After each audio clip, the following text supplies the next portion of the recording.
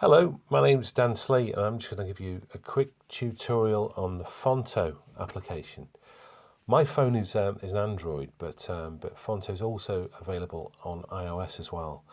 And while the buttons may look a little bit different on iOS, the basic tasks and things that it does is exactly the same on both. So I'm going to start off by opening up the Phonto app. And this is the basic screen that meets you. What we're going to do first is add an image. You can do that two ways. You can either tap the picture icon in the top column there, or tap the screen. I'm going to tap the screen, and it's asking me a question: load image, load new image from device, or use plain image. Firstly, I'm going to show you what the plain image looks like.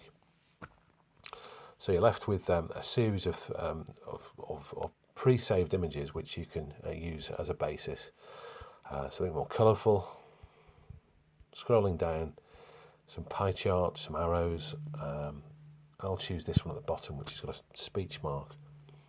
Okay, so I fancy changing the colour of that. So I can just go from left to right to pick a colour that's more apt. I'm going to use red. Use. Okay, so that's the basic thing that I've got.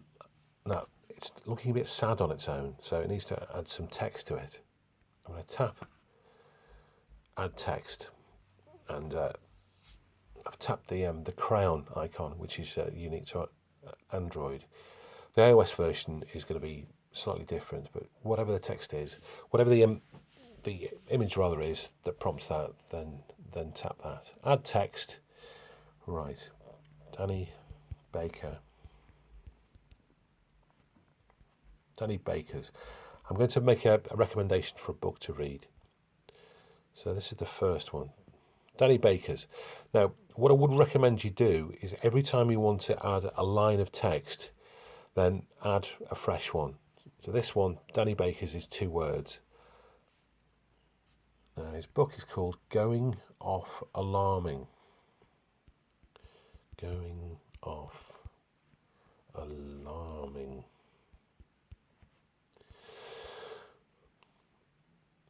I'll drop that into place. You can move the text around just by putting your finger on it and moving it to the place which is fine by you. Going Off Alarming is a book I would. The third line, tap done.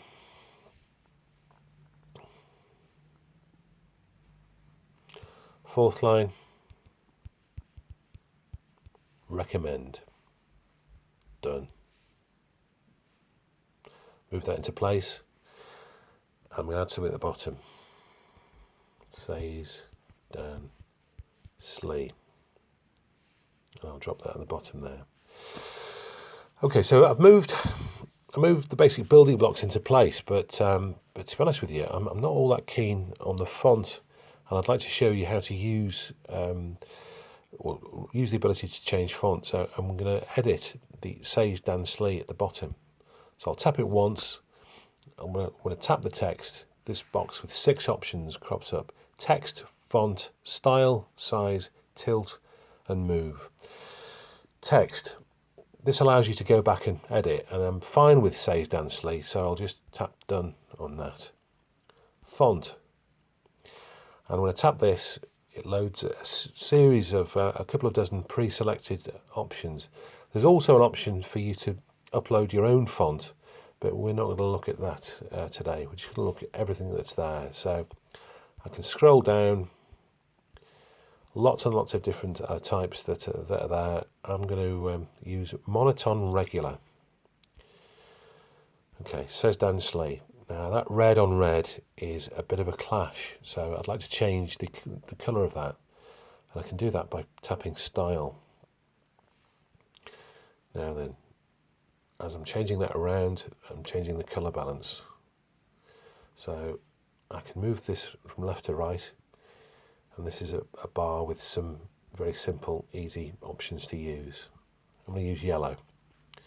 And once I've done that, I can also just change the settings slightly just to make it stand out a little bit more. Okay, so I'm fine with that. I shall tap done. Okay, so I have Danny Baker's Going Off Alarming. It's a book I would recommend. Now, I'm happy with that, but I quite like the Says Dan Sleet just to be tilted slightly. So I'll press tilt. And when I do that, it can move around a little bit. That's fine. Once I've done that, I'll just tap the background screen and that works. The move button, I would probably say, isn't really that much needed. You can move it around with your finger, but this is quite good just for very, very small, minuscule little movements around. Okay, so that's something I'm happy with. So I'm going to tap the save icon, and that's fine.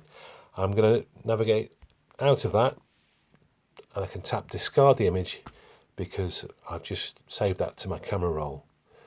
I'm now going to tap the new image icon. I've got the same as I had previously. So I've got load image, load new image from device, or use plain image. This time I'm going to load new image from device because I'm going to be quite daring. And there's the image that I've already saved. And here's an image of the Danny Baker book, which I'm going to use as a basis for this. In order to use an image in Phonto, I'd suggest that you edit it beforehand so it fits the kind of size that you want it to have. I've just trimmed it from the left slightly, so you can't actually edit images once they're in the Phonto application, but I've already done that step. So I have the image of the Danny Baker book. I've left some space so I can add some text. I'm going to tap right again. Danny. Now then, cancel and hop back. I've got Danny Baker Going Off Alarming. So I've got the title of the book. So this time I'm just going to say, is a book. That's how I recommend. Is a book. And I'll drop that there. Now that's a bit too big, so I'll tap size and just use the slider to put it into something which is a bit more accurate. I'm not that keen on the font this time. I want to change the font. So I've tapped fonts. I'm going to use Norwester. Now the font is fine, but the colour I'm not that keen on. So I'm going to tap style. I'm going to go for red. That kind of red. So once I've done that, tap done. Danny Baker is a book. Okay, so I want to add another line underneath that. Done. Tap the pencil. That. I would. A little bit too big, so I'll just drag the slider down.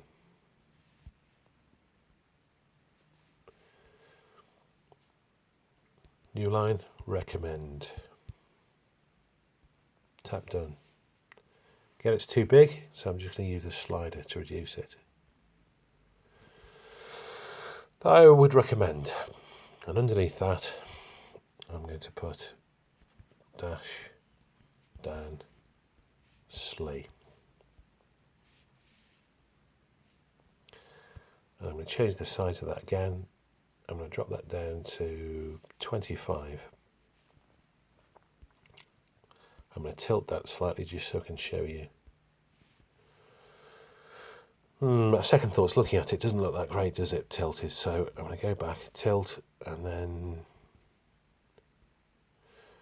So that's 0.